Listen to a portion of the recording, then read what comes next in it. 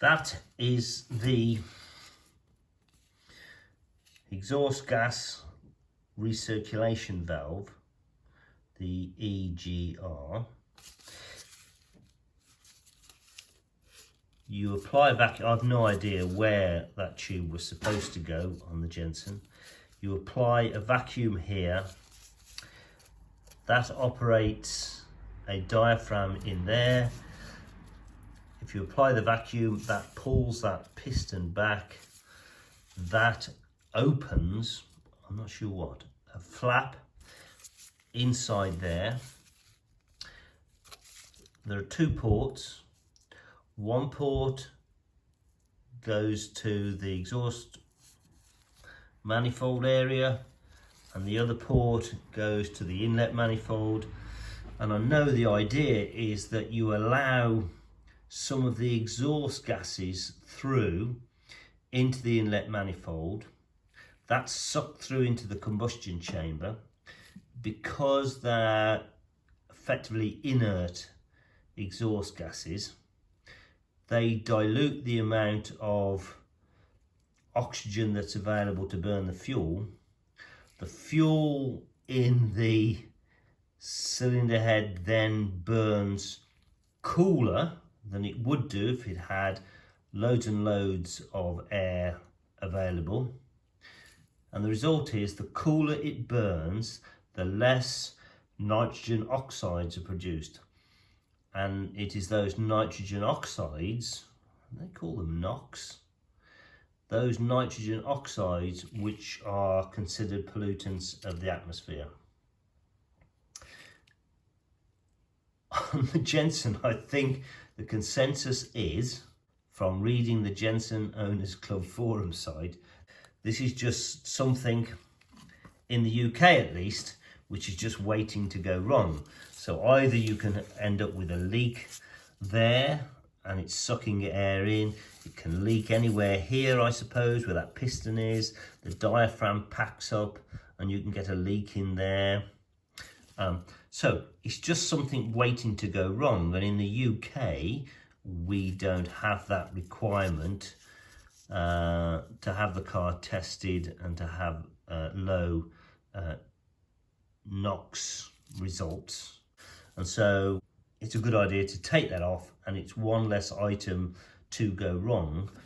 I'm going to take this off and make a blanking plate to go over this area here where the gasket will be underneath there. So far, it's really hard to get to that bolt without moving this forward out of the way, and it's really hard to get leverage to undo that bolt because of all this paraphernalia that's here. I've had to use two different sorts of spanner, 1/2 inch spanner, to get to those bolts. I have got the one bolt off that's further underneath, the one furthest away under there, because it's held on with two bolts, and that's because there's less obstruction in this area for a spanner to move. Well, regardless of easing it backwards and forwards, backwards and forwards, a little bit at a time, backwards, forwards, a little bit at a time, I still managed to shear the bolt. That's on this one, the one closest to us here. EGR valve, it came off quite easily. One bolt was undone and the other bolt sheared. It actually just operates through two small holes, one there and one there, allowing the exhaust gases to go from one side to the other. That's the valve off the inlet manifold, and those are the ports. I've sucked on there. That vacuum does work the diaphragm in there. It won't hold vacuum, the diaphragm just gently comes back. That operates that piston, so that piston comes out, and when you operate it, when you suck on that tube down there,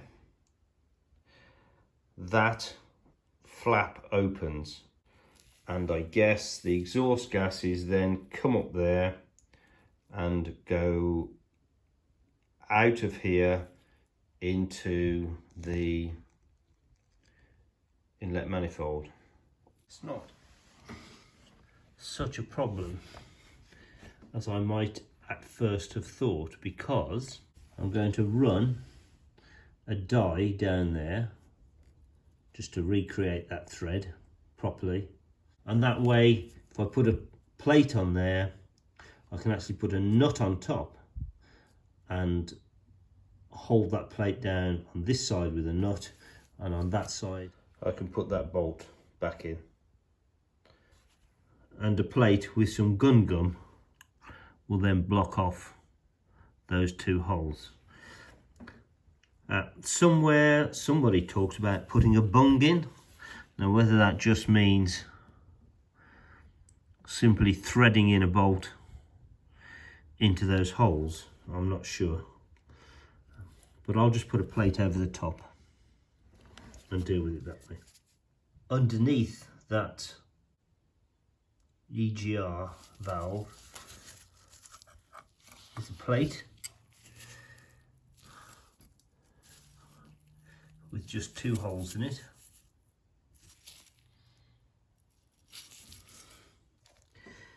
Which fits over there.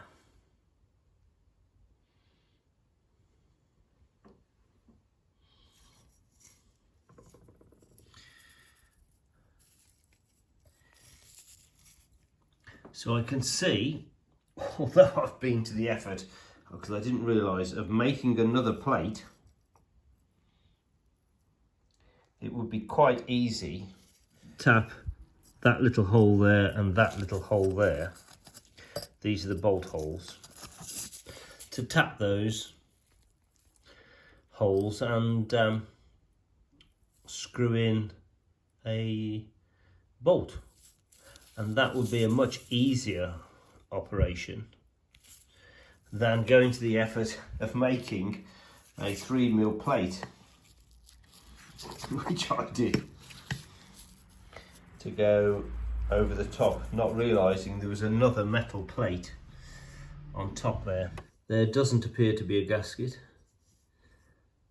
I just need to clean all that up. I think I'll just tap that plate and put that plate back with some gun gum on. That plate, you can also see, it's not a steel plate, it's brass. You could probably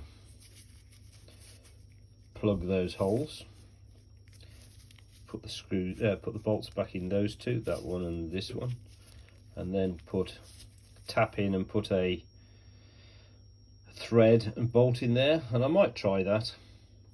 But I will put that 3mm steel plate on top, as I've already made it,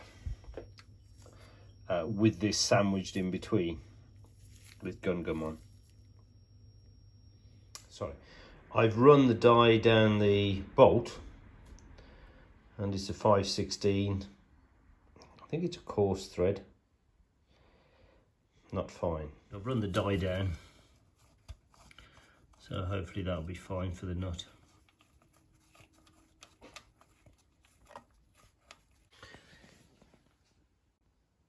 That's the finished job. In the end, I did leave the copper gasket in place and then put the steel cap on top. The copper gasket had indentations that fitted nicely into the existing ports, so that seemed like a good idea.